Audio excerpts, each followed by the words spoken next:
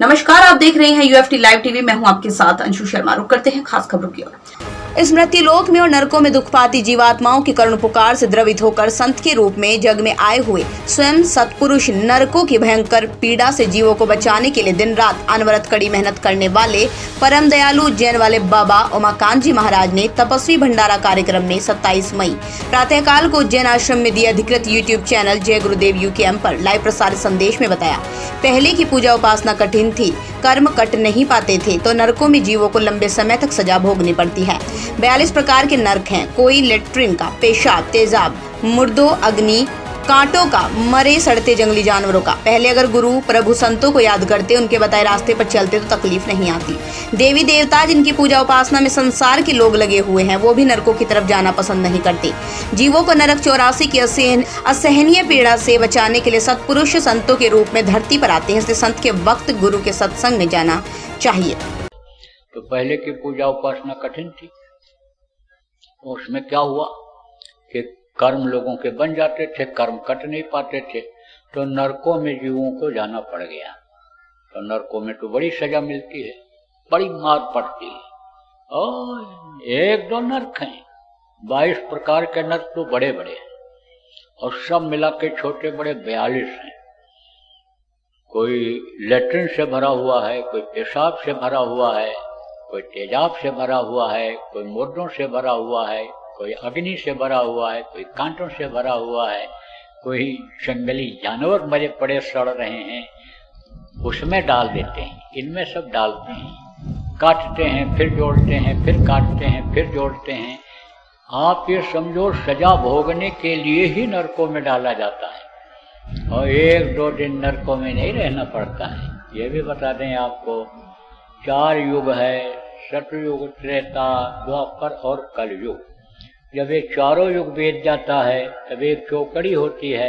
72 बार जब चौकड़ी बीतती है तब एक मनवंतर होता है। 14 मनवंतर जब बीत जाता है तब एक कल्प होता है। एक एक कल्प, एक एक नरकों में कर्मों के अनुसार रहना पड़ता है।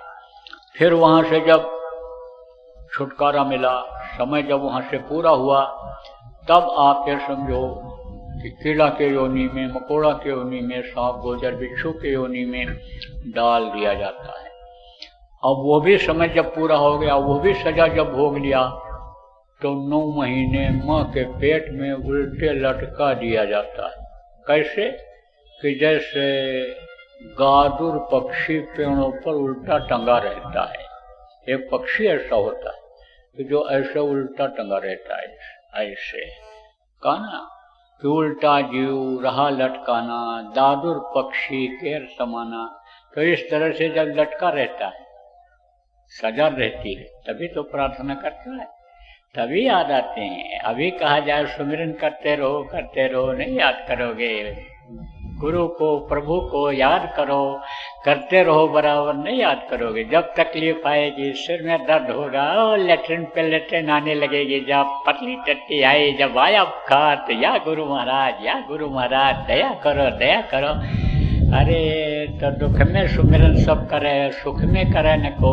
जो सुख में सुमिरन करे तो दुख काहे को? दुख तो आपने पैदा किया, तो दुख पैदा क्यों? ऐसा काम करो दुख पैदा ही क्यों हो? तो उस समय जब लटकाया गया पेट में, तब प्रार्थना करता है, अब प्रभु कृपा करो यही भांति, सब तजी भजन करो दिन राति। या प्रभु, या अल्लाह ताला, या पाक परवरदिगार, या सर्वशक्तिमान परमात्मा, या मेरे गॉड, अब मुझको इस दोजख से, इस नरक से, माँ के पेट रूपी यानी नरक से बाहर निकालो। बाहर निकल करके हम मुर्शिदे कामिल यानी सच्चे गुरु की तलाश करके, रास्ता ले करके दिन रात भजन इबादत करेंगे। अब हम फिर ऐसा कोई काम नहीं करेंगे कि जिससे फिर हमको दोजख में, नरक में आना पड़े।